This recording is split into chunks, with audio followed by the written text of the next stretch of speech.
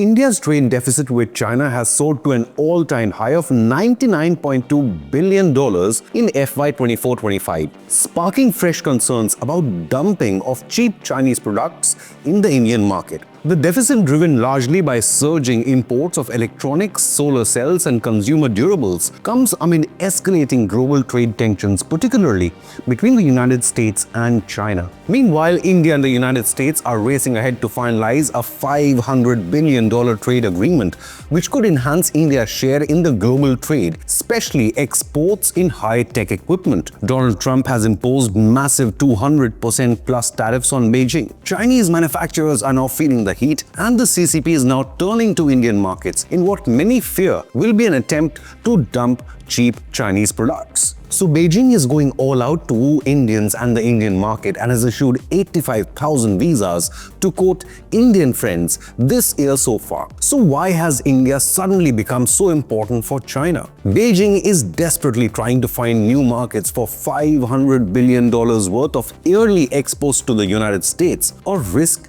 an economic tsunami. India is one of the biggest consumer markets in the world, which already imports a lot, massively, from China. In March alone, India's imports from China jumped 25% year-on-year to $9.7 billion, pushing total imports from the country to a staggering $113.5 billion for the fiscal year. In stark contrast, India's exports to China fell 14.5%, bringing the total full-year figure down to $14.3 billion. Ajay Srivastav, founder of the Delhi-based Global Trade Initiative, warned, quote, "This is a wake-up call. The rising imports reflect a deeper structural dependency in India's economy, especially in sectors like electronic and pharmaceuticals that rely heavily on Chinese components," unquote.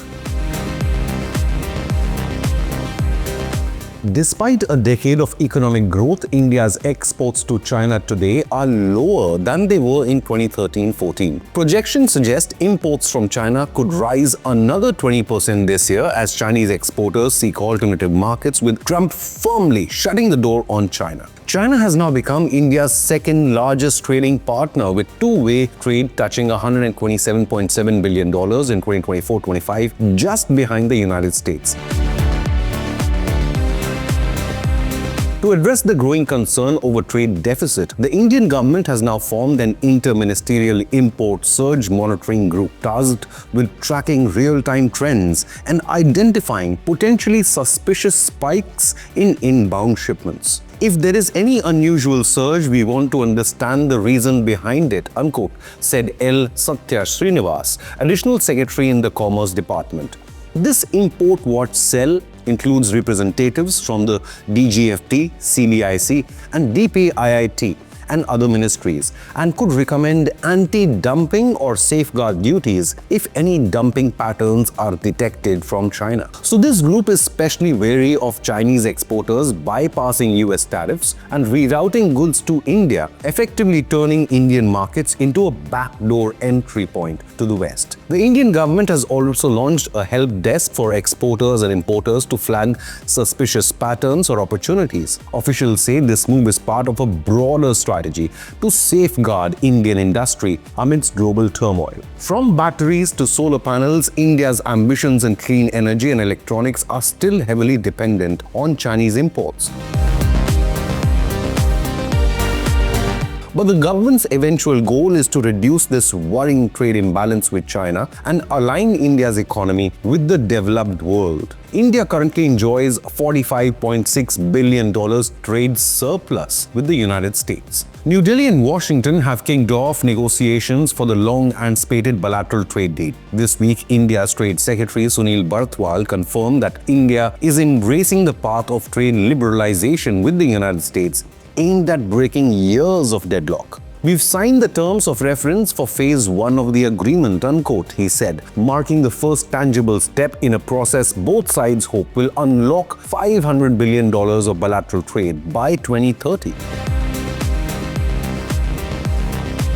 Now, this development follows a February agreement between Indian Prime Minister Narendra Modi and US President Trump to initiate a comprehensive trade agreement. This initial phase is expected to be wrapped up by the end of this year, with virtual talks beginning this month and an in-person round of negotiations scheduled for mid-May, according to Rajesh Agarwal, Additional Secretary in the Trade Ministry. And India is ready to make bold moves. Sources reveal that India is prepared to slash tariffs on over half of US imports worth $23 billion in this first stage, one of the most significant tariff reductions in years by India. The signal is clear. New Delhi is prioritizing stronger trade ties with Washington and taking steps to reduce the huge trade imbalance with China, as well as guard against dumping. Trump has announced a 90-day pause on most tariff hikes for key trading partners, including India, while he further raised duties on Chinese imports to well over 200%. So the White House is telling the world to choose between capitalist America or communist China. Amid the global standoff, India stands to gain massively. Being a domestic consumption-driven economy, India is largely isolated from global upheavals and is fast gaining appeal as an alternate manufacturing hub. India will also soon become the third biggest economy in the world. The only hurdle is streamlining ease of doing business. But Apple is showing what this pivot from China to India looks like in real term. The tech giant now makes 1 in every 5 iPhones in India, with production worth $22 billion in FY25, a staggering 60% jump just from the previous year. India-made iPhones are exempt from US tech tariffs, fueling a production surge. Other global titans could follow to India. Prime Minister Narendra Modi isn't letting this moment slip away. His government has committed $26 billion in manufacturing incentives, including a new $2.7 billion boost for electronics and semiconductors. India's non-retaliatory negotiation-first stance has helped position it as the preferred partner for many US companies looking to de-risk from China. And other foreign investors are also taking notice. $25 billion in foreign capital has flowed into Indian markets this year. Nifty 50 rebounded, erasing all tariff-related losses, while Indian bonds rallied while US and Chinese assets stumbled. We remain overweight on India, said Gary Dugan, CEO of the Global CIO Office. There is a clear case for investors to bet on India's resilience, echoed Harshal Patwardhan, CIO at Union AMC. Donald Trump's 245% tariffs on China is the most aggressive American trade crackdown in recent history. China hit back with its own duties, tightening exports on crucial elements and minerals like gallium, germanium, and rare earth. Amidst the global standoff, India stands to gain. Being a domestic consumption-driven economy, it is largely isolated from global upheavals and is fast gaining universal appeal.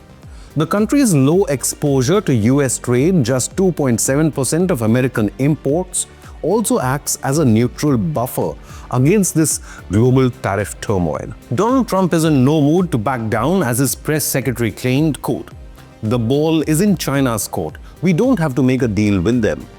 So what's the catch? Can India scale up fast enough? Despite all the buzz, India's manufacturing still accounts for less than 13% of its economy, down from 15% a decade ago.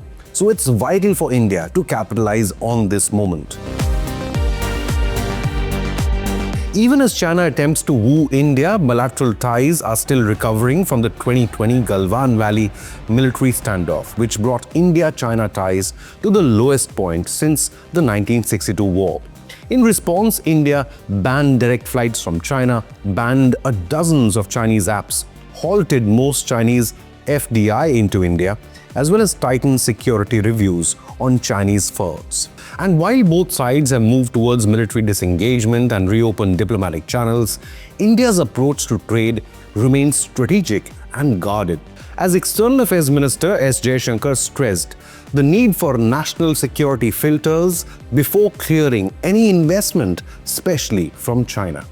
The CCP also continues to violate India's sovereignty with projects like the CPEC through Pakistan-occupied Kashmir, which legally is Indian territory under the 1947 Accession Pact. So what do you believe? Should China first respect India's national sovereignty if it wants closer economic ties?